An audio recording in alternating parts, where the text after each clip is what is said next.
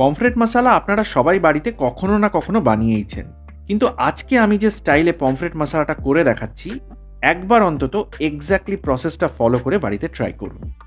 একদম নর্মাল সাধারণ যেসব উপকরণ লাগে তাই দিয়েই হবে, জাস্ট উপকরণগুলোর অ্যাপ্লিকেশনের সামান্য তারতম্যে স্বাদটা একদম অন্য লেভেলে চলে যায়।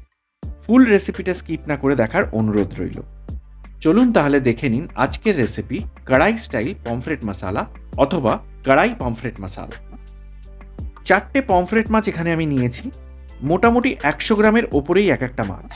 মাছের গাগুলো 2 থেকে 3টে করে স্লিট আমি দিয়ে নিচ্ছি, নুন মশলাটা যাতে ভালোভাবে পেনিট্রেট করতে পারে। আপনারাও কিন্তু এইভাবে একটু চিড়ে নেবেন গাগুলো।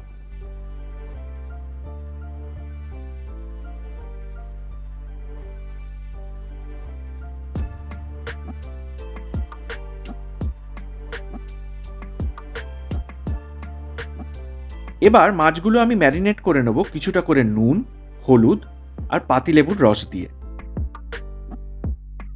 এই লেবুর রসটা কিন্তু মাস্ট, এটা পমফ্রেট মাছের যে একটা টিপিক্যাল পাঞ্জেন্ট স্মেল আছে সেটাকে কাটিয়ে দেবে।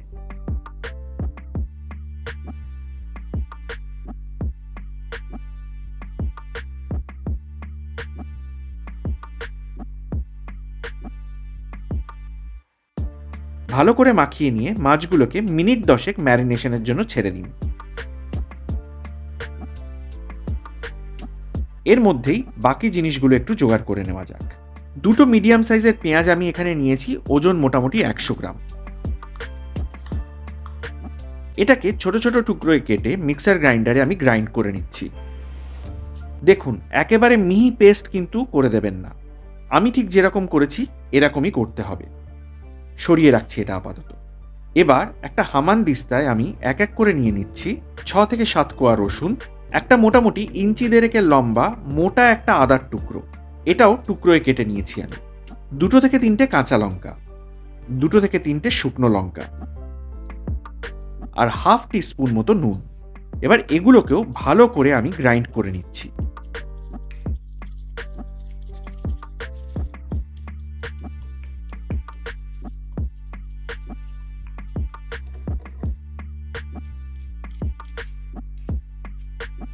দেখুন, এটাও কিন্তু একদম মিহি করে আমি করছি না, এটাও সরিয়ে রাখছি আপাতত। এরপর একটা কড়াইতে হাফ কাপ সর্ষের তেল আমি ভালো করে গরম করে নিচ্ছি।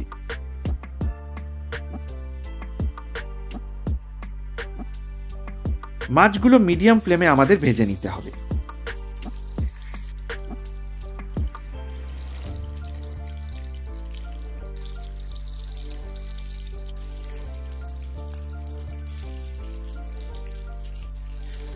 দুটো পিঠই খুব কড়া না আবার খুব হালকাও না, এইভাবে আমি মাছগুলো ভাজছি।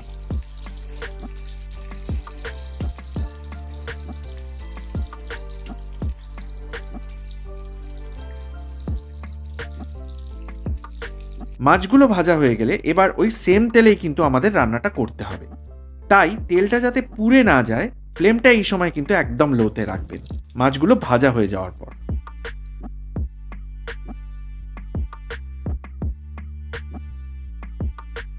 ফোড়নে দিয়ে দিচ্ছি একটা তেজপাতা, 1/4 টিস্পুন মতো সাদা জিরে আর 8 থেকে 10টা গোটা গোলমরিচ।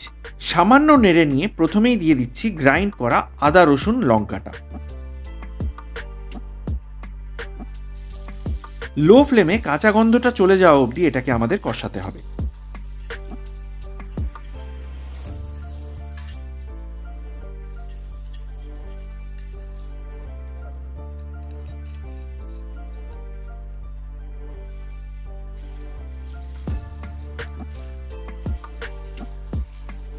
কাঁচা গন্ধটা চলে গেলে গ্রাইন্ড করা পেঁয়াজটা এবার আমি দিয়ে দেবো। এটাও এবার কষাতে হবে যতক্ষণ না কাঁচা গন্ধটা চলে যাচ্ছে।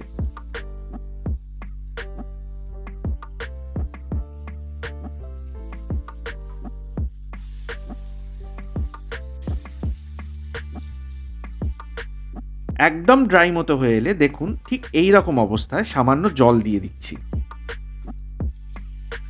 আর তারপর দেখুন দুটো বড় টমেটো আমি গোড়ার দিকটা কেটে বাদ দিয়ে হাফ করে কেটে নিয়েছি। আর কড়াইতে ঠিক যেভাবে আমি প্লেস করছি এইভাবেও আপনারাও বসিয়ে দেবেন। আর দিয়ে দেবো স্বাদ মতো নুন।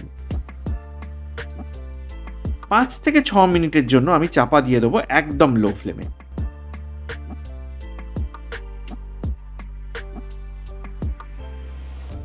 পাঁচ থেকে 6 মিনিট পরই দেখতে পাবেন টমেটোর থেকে খোসাগুলো আলগা হয়ে আসবে। একটা চিমটে বা টঙের সাহায্যে আমাদের খোসাগুলো তুলে সরিয়ে নিতে হবে। এরপর টমেটোগুলো আমাদের ভালো করে ম্যাশ করে মিশিয়ে দিতে হবে।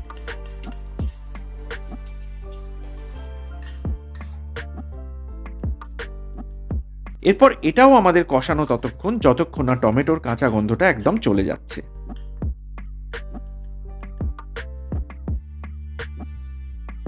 যখনই ড্রাই হয়ে আসবে সামান্য করে জল মিশিয়ে মিশিয়ে কষাতে হবে, এটা কিন্তু মাথায় রাখবেন। এই কষানোটাই কিন্তু একটু টাইম নিয়ে ধৈর্য ধরে করতে হবে।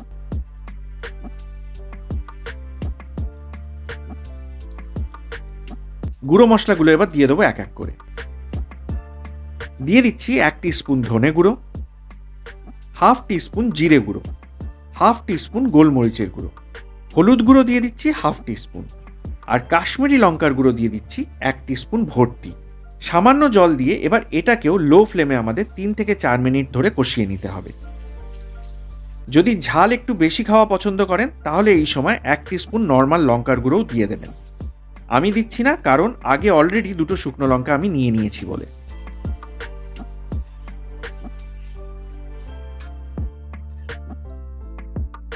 এরপর ফ্লেমটা একদম লো করে দিয়ে অথবা অফই করে দিয়ে আমি মিশিয়ে দিচ্ছি 2 টেবিল স্পুন ফ্যাটানো টক দই। ভালো করে দইটা মিশিয়ে নিয়ে তারপর আমি ফ্লেমটা অন করছি।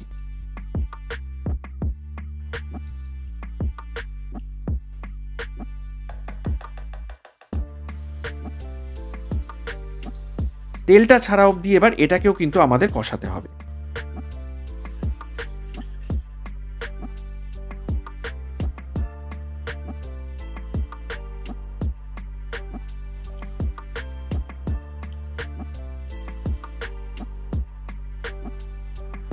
দেখুন তেলটা সুন্দর সেপারেট হয়ে গিয়েছে। এবার মেজারিং কাপের 1 কাপ জল আমি এতে মিশিয়ে দেবো।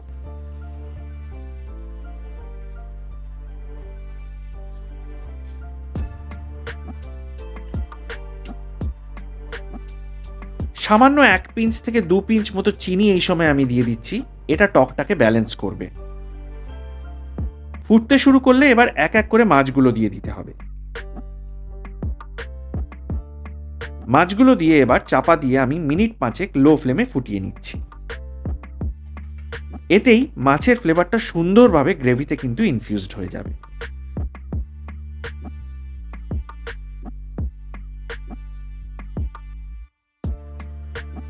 একটু মাছের তলাগুলো চেক করে নেবেন যাতে নিচে এই সময় কোনোভাবে লেগে না যায়। দেখুন কি সুন্দর তেলটাও কিন্তু সারফেসে চলে এসছে, আর রসা রসা মতো একটা কনসিস্টেন্সিও কিন্তু চলে এসছে। আর মিনিট 3 মতো ফুটিয়ে নিলেই কিন্তু আমাদের হয়ে যাবে।